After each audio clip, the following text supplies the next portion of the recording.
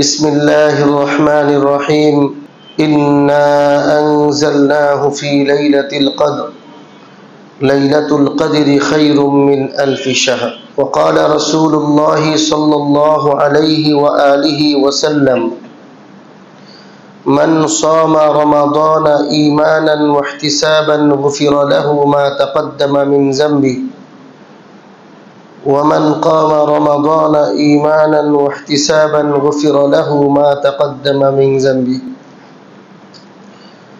أو كما قال عليه الصلاة والسلام سبحانك لا علم لنا إلا ما علمتنا إنك أنت العليم الحكيم اللهم فصل وسلم وبارك على نبيك الكريم وعلى آله وأصحابه أجمعين আজকে রমাদানুল মুবারকের 20 তারিখ।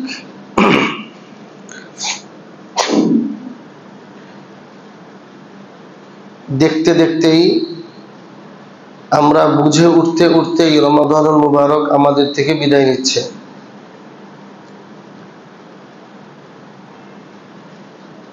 রমাদানুল মুবারকের ফজিলত, গুরুত্ব, মাহাত্ম্য, তাৎপর্য এটা এত বেশি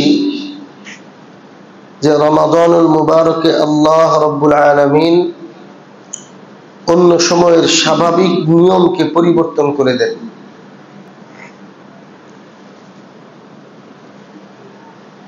মাখলুকাতের সাথে আল্লাহ রাব্বুল আলামিনের স্বাভাবিক নিয়মের কিছু পরিবর্তন আসে এবং আমরা যারা মুকাল্লাফ তথা শরীয়তের হুকুম মানতে বাধ্য, আমাদের জন্য শরীয়তের বিধিবিধানের মধ্যে অনেক সহজতা চলে আসে। যেমন আমাদের সবচেয়ে বড় শত্রু শয়তান ইবলিস, সে রমাদানুল মুবারকের বাহিরে আমাদেরকে যেভাবে প্রতারণা দিতে পারে, যেভাবে আমাদেরকে বিভ্রান্ত করতে পারে, রমাদানুল মুবারকে সেভাবে পারে না। আল্লাহ রাব্বুল আলামিন আমাদের থেকে শয়তান এবং ইবলিসকে দূরে সরিয়ে রাখে। এভাবে সাধারণ সময়ে আমাদের ইবাদতের যে ফজিলত এবং আল্লাহ রাব্বুল আলামিন স্বাভাবিক সময়ে ইবাদতের যে বিনিময় দিয়ে থাকেন, সমস্ত ইবাদতের বিনিময় রমাদানুল মুবারকে খুব বেশি বাড়িয়ে দেন। এবং এটা প্রসিদ্ধ কথা আমাদের কাছে, হাদিসে রাসূল করিম সাল্লাল্লাহু আলাইহি ওয়া আলিহি ওয়াসাল্লাম ইরশাদ করেছেন, রমাদানুল মুবারকের বাহিরে আমরা নফল যে ইবাদত করি, ওই নফলগুলো যদি রমজানে ইবাদত করি তাহলে রমজানে নফলের সওয়াব ফরজের সমান দেন আল্লাহ তাআলা। রমাদানুল মুবারকে আমরা ফরজ আদায় করলে ফরজকে আল্লাহ রাব্বুল আলামিন 70 গুণ বাড়িয়ে নেকি দেন। অন্য সময়ের দানের তুলনায় রমাদানুল মুবারকে দানের নেকি আল্লাহ তাআলা অসংখ্য অগণিত বাড়িয়ে দেন। অন্য সময়ের জিহাদের সওয়াবের চাইতে রমাদানুল মুবারকে জিহাদের সওয়াব অনেক বেশি। এজন্য রমাদানুল মুবারক আমাদের জন্য অতীব গুরুত্বপূর্ণ, তাৎপর্যপূর্ণ একটি মাস এবং রমাদানুল মুবারক হলো ইবাদতের মৌসুম, গুরুত্বপূর্ণ একটা অংশ। রমাদানুল মুবারকে আমলের গুরুত্ব বেশি হওয়ার কারণে, নেকি বেশি হওয়ার কারণে, সওয়াব বেশি হওয়ার কারণে আমাদের মধ্যে কিছু ভুল আমলও প্রচলিত আছে। রমাদানুল মুবারকে যেহেতু সওয়াব বেশি হয়, এই জন্য এই সওয়াবকে গ্রহণ করার জন্য আমরা নিজেদের মধ্য থেকে কিছু আমল বানিয়ে নিই, নিজেদের মন মতো। এই কথাটা আমাদেরকে খুব ভালোভাবে বুঝতে হবে। শরীয়তে ইসলামী সব বিষয় ফরজ ওয়াজিব থেকে নিয়ে সুন্নত নফল পর্যন্ত সমস্ত বিষয় নির্ধারিত নির্দেশনা আল্লাহ রাব্বুল আলামিন রাসূল করিম সাল্লাল্লাহু আলাইহি ওয়া আলিহি ওয়াসাল্লামের মাধ্যমে দিয়ে রেখেছেন। এজন্য নিজেদের পক্ষ থেকে বানিয়ে আমল করার, ইবাদত করার কোনো সিস্টেম, কোনো নিয়ম নাই। আমরা অনেক সময়টা লক্ষ্য করি যে আমরা কোনো একটা ফজিলতের কথা চিন্তা করে সেই ফজিলত থেকে যোগ বিয়োগ করে আমরা নতুন করে কিছু আমল বানায় নিই, এটা পরিত্যাজ্য এবং ক্ষেত্র বিশেষ এটা বেদাতের রূপ নেয়। ঠিক এমন কয়েকটা বাড়াবাড়ি ছাড়াছাড়িমূলক আমলের মধ্যে একটা বিষয় হলো রমাদানুল মুবারকে আমরা যাকাত দেওয়ার জন্য বেশি গুরুত্ব দিই। আজকে আমরা আলোচনা করব রমাদানুল মুবারকে এমন কিছু কাজ যেগুলো আমরা নিয়ম বহির্ভূত করি ভুলভাল ভাবে, বিশেষ করে যাকাতের ক্ষেত্রে, এবং ইতিকাফ সংক্রান্ত কিছু কথা। শুধুমাত্র রমাদানুল মুবারকে আমলের সওয়াব বেশি। আপনি যে কাউকে জিজ্ঞেস করেন ভাই আপনি রমজানের যাকাত কেন দেন, দুইটা কথা মানুষ বলবে। একটা কথা বলবে যাকাত তো রমজানেই দিতে হয়, আরেকটা কথা বলবে যারা একটু সচেতন তারা এটা বলবে যে রমাদানুল মুবারকে যাকাত দেওয়ার সওয়াব বেশি, যে কোনো আমলের সওয়াব বেশি, এজন্য যাকাত রমজানে দিই। দেখেন, প্রথমত কথা হলো যাকাত এটা রমাদানুল মুবারকের সাথে সম্পৃক্ত কোনো আমল না। যাকাত এটা রমাদানুল মুবারকের সাথে সম্পৃক্ত কোনো আমল না। প্রত্যেক মানুষের উপরে নির্ধারিত শর্ত পূরণ হলে তার উপরে যাকাত ফরজ হয়। দ্বিতীয় বিষয় হলো রমাদানুল মুবারকে যাকাত অন্য যে কোনো আমল যেহেতু সওয়াব বেশি, অবশ্যই যাকাত ও রমজানে আদায় করলে সওয়াব বেশি, এতে কোনো সন্দেহ নাই। কিন্তু রমাদানুল মুবারকে যাদের উপরে যাকাত ফরজ তারাই তো রমজানে দিবে,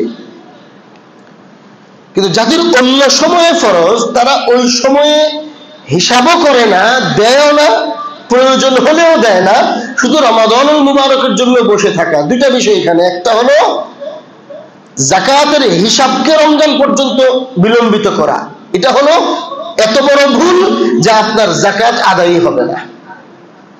আর দুই নম্বর বিষয় হলো যাকাত আদায়কে রমজান পর্যন্ত বিলম্বিত করা। দুইটা জিনিস, একটা হলো যাকাতের হিসাব রমাদানুল মুবারক পর্যন্ত বিলম্ব করে করা, এটা হলো খুব মারাত্মক ভুল। আরেকটা বিষয় হলো রমাদানুল মুবারকের বাহিরে যখন যার যাকাত ফরজ হয় তখন হিসাব করে জমিয়ে রাখা, আদায় করাটা রমাদানুল মুবারক পর্যন্ত বিলম্বিত করা। এই কাজটা ভুল না, অনুমতি আছে, তবে খেয়াল রাখতে হবে যদি রমাদানুল মুবারকের বাহিরেও কেউ আপনার কাছে অতীব প্রয়োজন নিয়ে আসে, অথবা আপনি জানেন যে আজকে তার প্রয়োজন, এখন এই মুহূর্তে তার প্রয়োজন পুরা না করে শুধু সওয়াবের জন্য রমজান পর্যন্ত বিলম্বিত করলেন, এই কাজটা ভুল। কারণ যাকাত এটা আমি যাকে দিচ্ছি তারই সম্পদ, মূলত এটা আমার এখানে অবশ্যই নাই। আল্লাহ পাক দয়া করেছেন আমাকে, আল্লাহ দয়া করে আমাকে অনেক সম্পদের মালিক বানাইছেন, এবং দয়া করে আল্লাহ তাআলা আমার সম্পদের মধ্যে কিছু ছোট একটা অংশ এমন গরিব, অসহায়, দরিদ্র, নিপীড়িত, মজলুম মানুষের জন্য রেখেছেন, যে ওদের বিভিন্ন সেবা আমরা গ্রহণ করি, ওরা দরিদ্রতার সীমার নিচে বসবাস করার কারণে আমাদের উপকার হয়। দরিদ্র মানুষের দ্বারা আমরা যে সমস্ত কাজ করাই এগুলো আমরা নিজেরা করি না সাধারণত। এজন্য আল্লাহ তাআলা দয়া করে আমাকে সম্পদ দান করেছেন, এবং আমার সম্পদের ছোট একটা অংশকে অন্যকে দেওয়ার জন্য আমাকে তৌফিক দিয়েছেন। এটা আমাকে আল্লাহ তাআলা দায়িত্ব দিয়েছেন, মূলত সম্পদটা তার। এজন্য তার সম্পদ আজকে দরকার, আপনি আপনার সওয়াবের জন্য 6 মাস পিছাইলেন, এটা কাজটা নিষিদ্ধ না হলেও সুন্দর না। হ্যাঁ, স্বাভাবিকভাবে আপনি রেখে দিতে পারেন, কেউ আসলো না বা আপনিও কাউকে এত প্রয়োজন আছে তাকে দেখলেন না।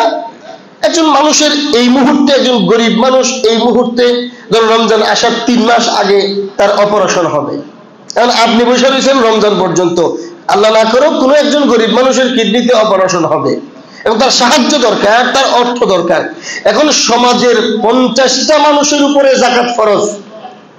এর মানে কি, ওই দরিদ্র মানুষের সম্পদ সমাজের বড়লোক 50টা মানুষের ব্যাংক ব্যালেন্সে আছে, সম্পদ কিন্তু তার সম্পদ আপনার ব্যাংকে, আপনার ক্যাশে, আপনার ঘরে রাইখা সোয়াবের জন্য আপনি 3 মাস পরে বিলম্বিত করতেছেন, আর সে এখন কিডনির ব্যথায় কষ্ট করতেছে।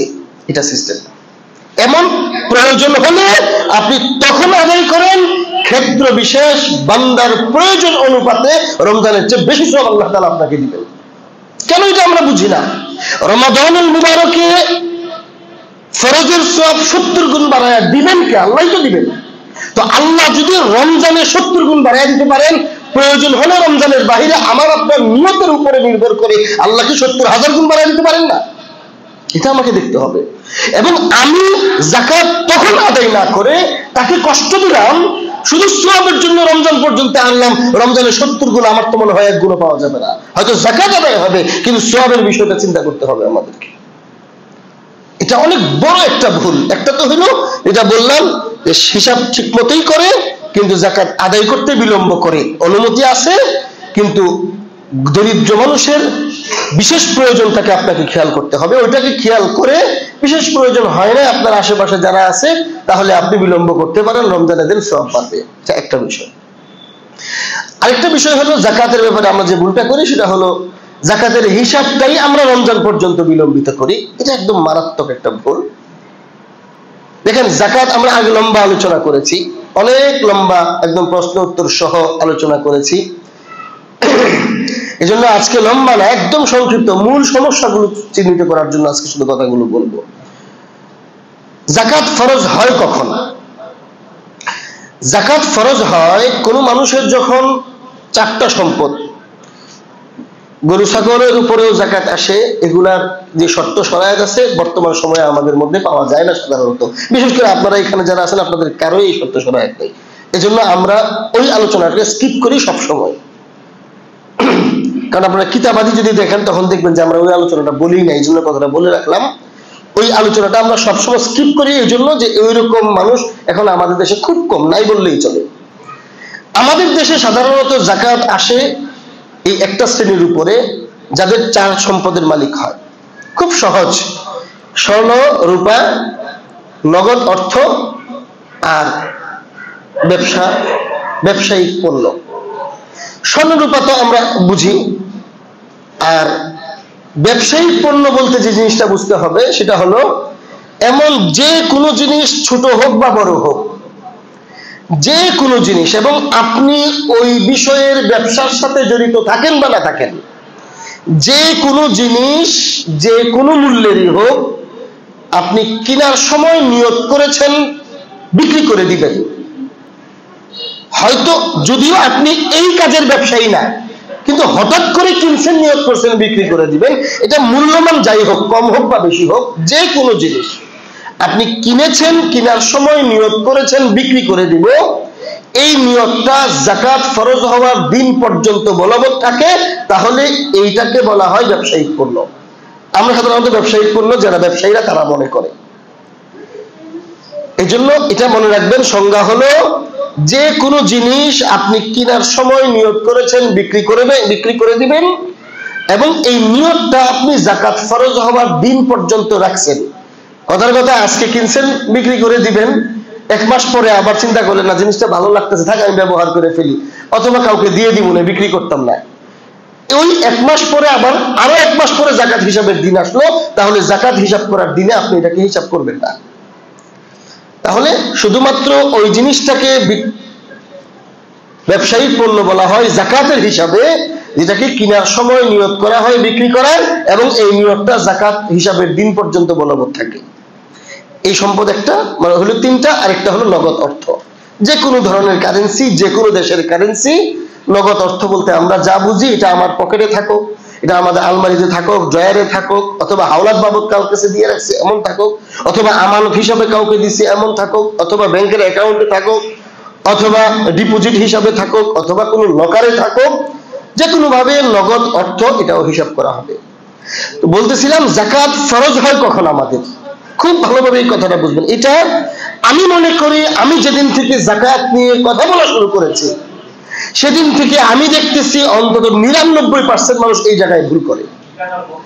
যাকাত আপনি অন্য জায়গায় বসেন, মুরব্বী এটা বন্ধ করেন না, অন্যদের কষ্ট হয়, আপনি পিছনে বসেন, তাহলেই তো হয়। এটা বরাবর আপনি বসেন না, আপনি একটু পিছনে বসেন, কারণ একজন বলে দেন আরেকজন ছাড়ির দরকার নেই। যাদের কষ্ট বরাবর বসেন না, পিছনে বসেন, বাস তাইলেই হবে। আমরা শুনি, কথা না বলি, একটু কষ্ট করেন না 15 মিনিট। এই যে 4 ধরনের সম্পদের কথা বললাম, এই 4 ধরনের সম্পদের সমষ্টি যখন 52.5 ভরি রূপার সমপরিমাণ হয়, 52.5 ভরি রূপার সমমূল্যের যদি এই 4 ধরনের সম্পদ মালিক আপনি হন, আজকের বাজারে ভৈরবের গতকালকের বাজারে আমি হিসাব করেছি, খবর নিয়েছি 1700 টাকা ভরি রূপার মূল্য।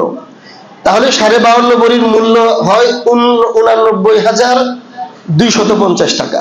আমরা 90,000 ধরি বা 89,000 ধরি, এর মানে 90,000 টাকা হলো এই বছরের রূপা যাকাতের নেশাব। এখন যাদের আপনারা আগে থেকে যাকাত দেন, আপনারা 10 বছর আগে থেকে অনেকে যাকাত দেন, 10 বছর আগে এটার নেশাব ছিল 37,000 আমি যখন এখানে 7-8 বছর আগে কথা বলা শুরু করি তখন ছিল 37,000 টাকা। যারা তখন ছিলেন মনে আছে আপনাদের, তো 37,000 টাকা বেশি না পরিমাণ, এখনকার হিসাবে হলো 90,000।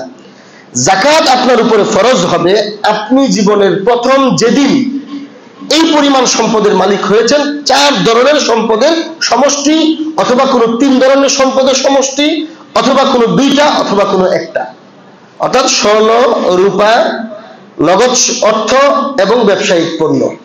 এই 4টা সম্পদের সমষ্টি, অথবা 3টার, অথবা কোনো 2টার, অথবা কোনো 1টার সমষ্টি যখন এই রূপার নেশাবের পরিমাণ হয়, মানে আজকের বাজারে হলো 90,000 টাকা, যদি এই পরিমাণ সম্পদের মালিক আপনি যেদিন হয়েছেন, ওই দিনটা হলো আপনার উপরে যাকাত ফরজ হওয়ার দিন। এটা আজকে আপনি হিসাব করবেন যেদিন আপনি হয়েছেন। এই জন্য এই কথাটা বুঝলে আপনারা সবাই বুঝেন যে আপনাদের কারো সবার একদিন যাকাত ফরজ হয় না। সবাই কি শুধু রমজানেই বড়লোক হয়েছিল? সবাই কি শুধু রমজান মাসেই বড়লোক হয় না? শরীয়তে ইসলাম 52.5 ভরি রূপার সম্পদের পরিমাণকে বড়লোক হিসাবে ধরে নেয়, এটা হলো মূল কথা। এই জন্য আপনার উপরে যাকাত আজকের এই দিনটাতে আপনার উপরে যাকাত আসবে। আদায় করবেন কখন? ফরজ হয়েছে আজকে এই পরিমাণ সম্পদের মালিক হওয়ার কারণে। এখানে আরেকটা কথা জরুরি বলে রাখি, আপনারা শুনেছেন স্বর্ণের নেশাব হলো 7.5 ভরি। এটা শুধুমাত্র সর্বশেষ সিদ্ধান্ত উলামায়ে কেরামের এই কথার উপরেই, যারা শুধুমাত্র স্বর্ণের মালিক, কিছুই নাই, একদম অল্প টাকা পয়সাও নাই, ধরেন আপনি 100 টাকা 50 টাকাও নাই, কোন কোন উলামায়ে কেরাম 1-2 টাকা 5 টাকার কথাও বলেছেন।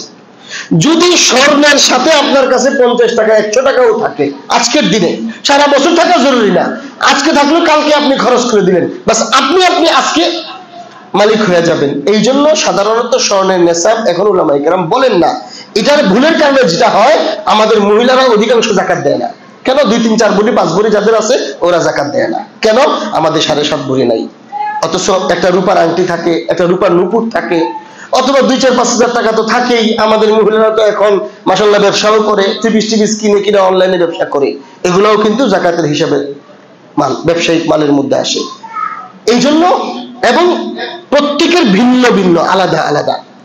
একজন নারী যখন এই সম্পদের মালিক হয়েছে ওই দিন ওই নারী যাকাতের হিসাবের দিন, যাকাত ফরজের দিন। একজন পুরুষ যেদিন এই সম্পদের মালিক হয়েছে, তাহলে আমরা কি দেখবো? স্বামী একদিন আর স্ত্রীর জন্য আরেকদিন। এই জায়গায় আমরা ভুল করি, স্বামী স্ত্রী একই দিন হিসাব করে একেবারে দিয়ে দেয় না। সাধারণত এটা বোঝার জন্য আমি যেভাবে বলি সেটা হলো, বড় ধরনের ব্যবসা চাকরি যারা করেন, তারা চাকরি যদি 50-60 আজ থেকে 5-7 বছর আগে, অথবা এখন তো একটু বেনেসাব বেশি, ওইরকম বড় কোনো অ্যামাউন্ট যখন তাদের একত্রিত হয়, কারণ বাবা মারা গেছে, বাবা মারা যাওয়ার পরে অনেক সময় নগদ সম্পদ পাওয়া যায়, তখন ওই তারিখগুলো হলো তাদের জাকাতের হিসাবের দিন। বিশেষ করে মহিলাদের তো হলো বিয়ের দিন। সাধারণত বিয়ের আগে বাবা, ওই পয়সাওয়ালা বাবারা থাকলে দেখা যায় চেন স্বর্ণ টর্ণ দেয়।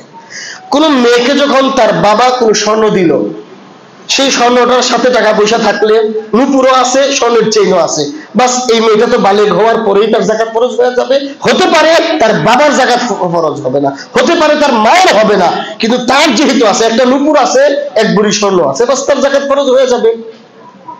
এবং তার জাকাত ফরজ হওয়ার দিন একটা, মায়ের জাকাত ফরজ হওয়ার দিন একটা, বাবার জাকাত ফরজ হওয়ার দিন একটা, কিন্তু আমরা এটাকে একদমই গুরুত্ব কেউ দিই না। তাহলে আমরা কি বুঝলাম? এই 4 ধরনের সম্পত্তি, স্বর্ণ, রূপা, নগদ টাকা এবং ব্যবসায়িক পণ্য, এই সবকিছু মিলাইয়া, অথবা এর কোনো একটা, কোনো দুইটা, কোনো তিনটা, এর সমষ্টি যখন 52.5 ভরি রূপার সমমূল্যের হবে, যখন রূপার যে মূল্য আজকের বাজারে প্রায় 90,000, তাহলে এই পরিমাণ সম্পদের মালিক আপনি প্রথম যেদিন হয়েছেন, সেদিন আপনার জাকাত ফরজ হওয়ার দিন। এটা যদি, এবং এটা আরবি মাস হিসাব করবেন, চাঁদের মাস হিসাব করবেন, না হলে আরবি মাসের তুলনায় ইংরেজি মাস কিছুদিন কম হয়, তাহলে বছর শেষে জাকাত আপনাকে কম দেওয়া হবে। এই জন্য সাধারণত শরীয়তের নিয়ম হলো আরবি মাস হিসাব করা। এখন আপনি ধরেন কথার কথা, মুহররম মাসের 10 তারিখে আপনি এই সম্পদের মালিক হইলেন, বাস মুহররমের 10 তারিখে আপনি জাকাত আপনার উপরে ফরজ হয়েছে। এই জায়গায় আমরা ভুল করি, এই কথাটা অনেকে মানতে চায় না। তাহলে দিবেন কখন? হ্যাঁ, দিবেন আপনি 1 বছর পরে, পরবর্তী বছর, এই বছর আপনি জাকাতের মালিক হয়েছেন, আপনার দেওয়া লাগবে না, জাকাত ফরজ হয়েছে আপনার উপরে। দিবেন কখন? বছর পূর্ণ হলে। তাহলে পরের বছর মুহররমের 10 তারিখে আপনি হিসাব করবেন আপনার কাছে কত টাকা আছে। হিসাব করার পর যখন আপনি দেখবেন যে আপনার জাকাত নেশাব পরিমাণ মাল এই বছরে আছে, তাহলে পুরা সম্পত্তি থেকে ঋণকে বাদ দিয়ে, তো জাকাতের হিসাবের ক্ষেত্রেও, ফরজের ক্ষেত্রেও ঋণকে বাদ দিয়ে হিসাব করবেন। এখানেও প্রতি বছর এই 4 ধরনের সম্পত্তির সর্বমোট হিসাব করে এখান থেকে ঋণ বাদ দিবেন। যে ঋণগুলো পাওয়ার আশা আছে, ঋণগুলো বাদ দেওয়ার পরে যদি নেশাব হয়, অর্থাৎ 52.5 ভরি রূপার সমমূল্য বা এর চেয়ে বেশি হয়, তাহলে এই সম্পদকে 40 ভাগের 1 ভাগ করে আপনি জাকাত দিয়ে দিবেন। এই হলো জাকাত ফরজ হওয়ার মূল একটা কথা, যেটা আমাদের মধ্যে অনেক ভুল আছে এবং আমরা বেশিরভাগ মানুষ এই জায়গায় ভুল করি। এবং যাদের এই তারিখটা জানা সম্ভব, তারা অবশ্যই এই তারিখে দিতে হবে। হ্যাঁ, এখন আপনি আজকে শুনলেন অনেকে, আপনি 2-4-5 বছর যাবত জাকাত দেন, আপনার কিন্তু জাকাত শরীয়ত সিদ্ধভাবে জাকাত আদায় হচ্ছে না আপনার। এখন আপনি কি করবেন? প্রথম কথা হলো ওই তারিখটা খুঁজে আপনাকে বের করতে হবে। ব্যাংক স্টেটমেন্ট করে আনেন, অথবা ব্যবসা করলে ওই সময় কোনো না কোনো ভাবে আপনাকে চেষ্টা করতে হবে। মহিলাদের জন্য তো সহজ, বিয়ের দিনটাকে একদম সাধারণ, 1/2 ভরি 1 ভরি স্বর্ণ পায় না এমন মহিলা তো আমাদের এখানে কমই। বিশেষ করে এলিট শ্রেণীর মহিলা যারা, এটা মহিলাদের বিয়ের দিনটাকে ধার্য করতে পারে তারা। যদি আপনি আপনার বিয়ের দিন বা এই সময়টাকে আপনি নির্ধারণ করতে পারলেন, তাহলে অন্য দিন তারিখ হিসাব করা এটা বৈধ হবে না। হ্যাঁ, আপনি নির্ধারিত তারিখটা খুঁজে বের করতে পারতেছেন না, উলামায়ে কেরাম বলেন, তাহলে এই ক্ষেত্রে করণীয় হলো ফরজের মতো এত বড় গুরুত্বপূর্ণ ইবাদত, এবং নামাজের পরে অন্য ইবাদতের চেয়ে সবচেয়ে গুরুত্বপূর্ণ, সিরিয়ালে নামাজের পরে যাকাতের গুরুত্ব, এত বড় বিধান আপনি কেন বুঝবেন না, কেন শিখবেন না? এই জন্য আপনাকে অবশ্যই আল্লাহর কাছে মাথা নত করতে হবে এবং নিজেকে ছোট মনে করে তওবা করতে হবে আল্লাহর কাছে। আল্লাহ, ভুল হয়ে গেছে, পারি নাই, বুঝি নাই, নামাজ পড়ছি, যাকাতের হিসাব করি নাই, এবং হিসাব করছি ভুল হয়েছে আমার তারিখে, আমি করি নাই। দেখেন, এটা এমন গুরুত্বপূর্ণ।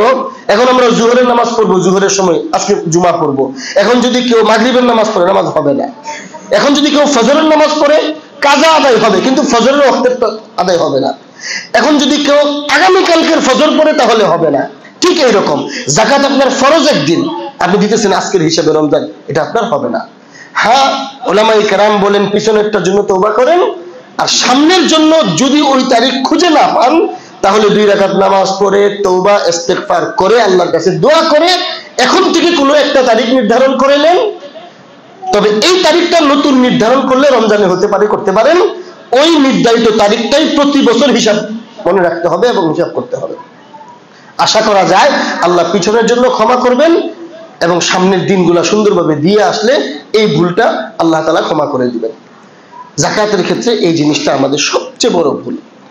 আমরা আজকে এটাই বললাম, যেহেতু সময় শেষ, আরো কয়েকটা গুরুত্বপূর্ণ কথা ছিল, কিন্তু এটাও যদি আমরা সংশোধন করি এবং এটা বিশ্বাস করেন যাকাত অনেক বড় আমল, অনেক বড় গুরুত্বপূর্ণ আমল।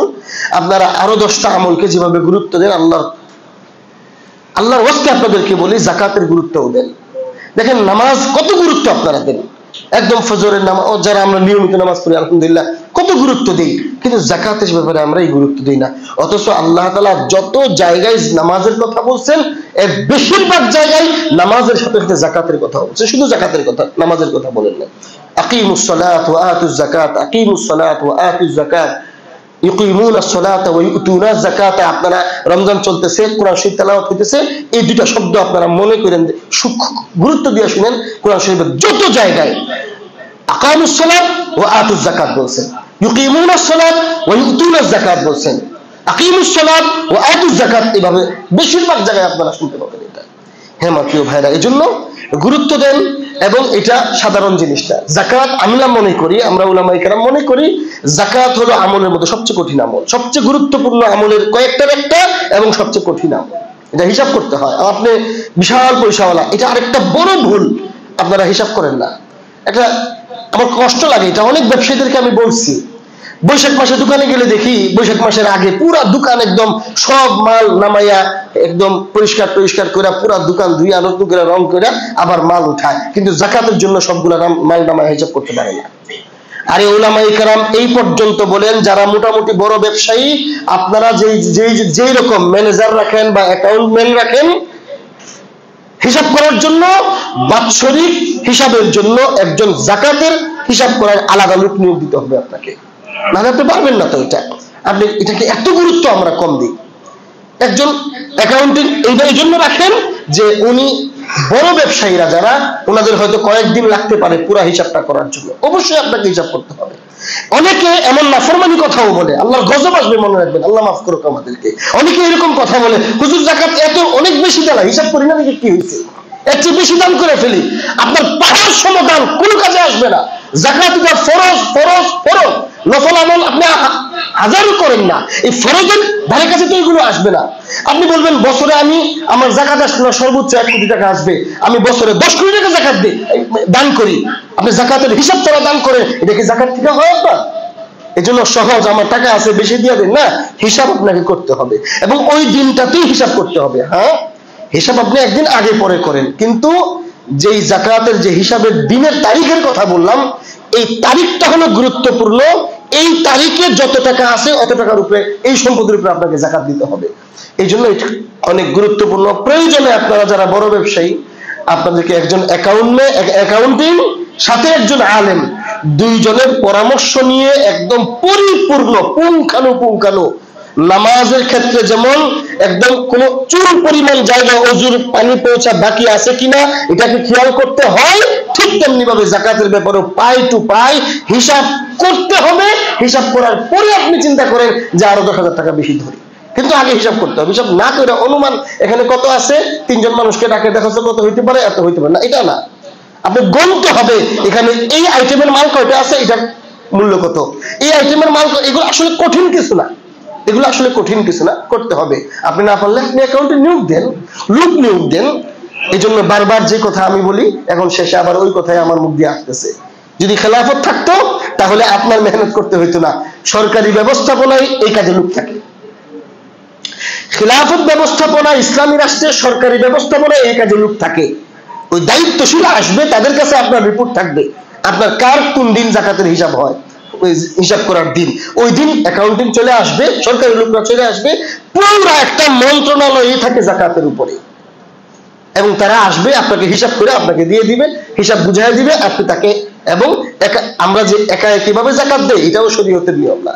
ইসলামী খেলাফত থাকলে সে আপনাকে হিসাব বুঝাই দিবে, আপনি এই পরিমাণ সম্পদ তাকে দিয়ে দিবেন, সে রাষ্ট্রীয় ব্যবস্থাপনায় আবার রাষ্ট্রের কাছে দরিদ্র মানুষের কার কি ওটাও আলাদা একটা মন্ত্রণালয় থাকে, বাস কে কি কোন জায়গায় প্রাপ্য তাদেরকে হিসাব করে করে ওরা দিয়ে দেয়, আপনার এত টেনশন নাই। আজ খেলাফত ব্যবস্থা না থাকার কারণে আমাদের এই জায়গায়ও আমাদের বিপদ, কিছু করার নাই, এখন আমাদেরকে কষ্ট করে করতে হবে। এই জন্য বিষয়গুলো আমরা খুব গুরুত্ব দেওয়ার চেষ্টা করব। আর ছোট্ট 2 মিনিট আর একটা কথা বলি এতেকাফের উপরে। এতেকাফ সবসময় আমাদের এখানে হয়, আলহামদুলিল্লাহ এই বছরও হবে।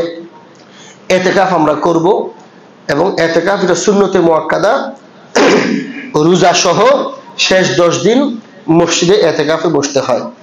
এতেকাফের আলাদা কোনো আমল নাই, স্বাভাবিক আপনার যে আমল সেই আমলটাই আপনারা করবেন, তবে মসজিদ থেকে বের হওয়া যাবে না। মসজিদ থেকে বের হইলে এতেকাফ ভেঙে যাবে, 1 আর 2 নাম্বার রোজা কোনো কারণে ভেঙে ফেললে এতেকাফ নষ্ট হয়ে যাবে। এতেকাফ ভাঙার এই 2টা কারণ, মসজিদ থেকে বের হয়ে গেছেন অপ্রয়োজনে অথবা রোজা ভেঙে ফেলছেন। এতেকাফ যদি ভঙ্গ হয়ে যায় তাহলে কাজা করতে হয়। এতেকাফের কাজা হলো একটা রোজা এবং 24 ঘন্টা মসজিদে এতেকাফের কাজার নিয়ত করে মসজিদে অতিবাহিত করা। আমরা আজকে 20 তারিখ, আজকে যারা এতেকাফে বসবেন আজকে মাগরিবের আগে আগে মসজিদে প্রবেশ করতে হবে, সূর্য ডুবার আগে আগে মসজিদে প্রবেশ করতে হবে এবং ঈদের চাঁদ ওঠার পরে মসজিদ থেকে বের হতে হবে।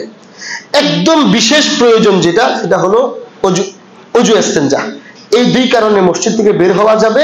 সুন্নত তরিকায় অজু করতে যতটুকু সময় লাগে এর চেয়ে বেশি ব্যয় করা যাবে না, এবং অতি দ্রুত অজু করার কোনো প্রয়োজন নাই।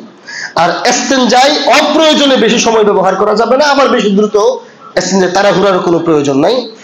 আর এখন তো আলহামদুলিল্লাহ মৌসুম আমাদের ঠান্ডা, এতেকাফ অবস্থায় গোসলের অনুমতি নাই, মানে গোসলের জন্য বের হওয়ার অনুমতি নাই, কারণ গোসলকে প্রয়োজন মনে করে না। যদি কারো স্বপ্নদোষ হয় সেটা ভিন্ন জিনিস, গোসল ফরজ হয়ে যায় তাহলে তার জন্য অনুমতি আছে, গোসল করবে। এছাড়া নফল সুন্নত গোসল, এমনকি শুক্রবারের জন্য গোসল করার জন্য বের হওয়ার অনুমতি নাই। কেউ যদি বাথরুমে যায়, বাথরুম থেকে অজু করতে 2-3 মিনিট লাগে, আগে থেকে পানি ওখানে ছাড়া থাকে এবং খুব একদম 2-1 মিনিটের মধ্যে একটু পানি ঢাইলা চলে আসতে পারে, সেটার অনুমতি আছে। কিন্তু লুঙ্গি ধোয়া, গামছা ধোয়া, শরীর ভালো করে মরানো, পরিষ্কার করা, এই যে সময় ব্যয় করা, এটার অনুমতি নাই। মানে গোসলের জন্য বের হওয়ার এই অনুমতি নাই। অজু না কইরা অজুর নিয়তে বের হইয়া অজুর সময়টা গোসল করে পানি ঢাইলা চলে আসতে পারে, অজু হইলো গোসলও হইলো। এটা হলো গরমের সময় বলা যেতে পারে। এখন আলহামদুলিল্লাহ আমাদের আবহাওয়া সুন্দর এবং এসিও আছে, এই জন্য আমরা চেষ্টা করব শুধু গোসলের জন্য বের না হইতে বা ওইভাবেও গোসল না করার। যদি প্রয়োজন হয় 2-3 দিন পরে একদিন গোসল করলেন, এটা খুবই গুরুত্বপূর্ণ। মানুষ গোসলের জন্য বের হয়, গোসলের জন্য বের হলে এতেকাফ নষ্ট হয়ে যাবে। এটা হলো মৌলিক কয়েকটা কথা আমরা চেষ্টা করব। আরেকটা হলো খাবারের বিষয়। অনেকে খাবারের জন্য এতেকাফে বসেন না, এটাও জরুরি মাসলা বলে রাখি। খাবার আপনি বাড়ি থেকে খেয়ে আসতে পারবেন, এটাও ভুল প্রচলন আমাদের সমাজে। যদি কেউ এতেকাফে বসবে, খাবারের ব্যবস্থা নাই, আপনি বাসায় ফোন করে বলবেন যে আমি এখন আসতেছি, খাবার রেডি রাখবে বাসায়। আপনি গিয়া সরাসরি বসবেন, খাবার ছাড়া অন্য কোনো কাজ করা বা কথাবার্তা বলা যাবে না।